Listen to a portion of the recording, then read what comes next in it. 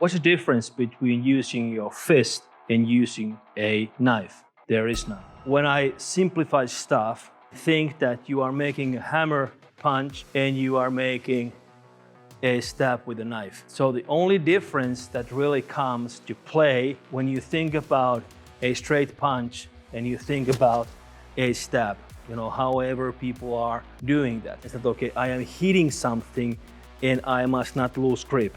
Now, I am not an artist. I'm not making series of 1s and 2s and 3s and 4s and 12s and so on, because I am reacting to the opportunities that I see.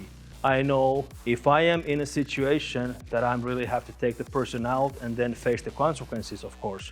Now everybody understands that stabbing people will get you most probably to jail. But the thing is that should it be a situation that that's the only thing that you have at hand, then understand that, okay, I know my punching, I know my stabbing, I know the targets where I'm hitting, but essentially the movement that comes from your body, you are training when you are doing your basic punching. But essentially, from a Krav Maga point of view, if I have a knife, somebody is hitting me and I'm making the same defense as I would be doing with an open palm. Now I just have the knife there, and then when I go in, cut. So again, to simplify the idea, and don't go into too much of, oh, it's all different. No, it's not all different, it's all the same.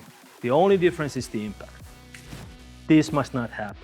And this is something that, if we go into dealing with knives, understand that, okay, what it is like, to hit something and cut with it. If you have any more questions, just shoot them out. We'll be more than happy to answer those. So now again, time to hit like, subscribe, and follow us for more.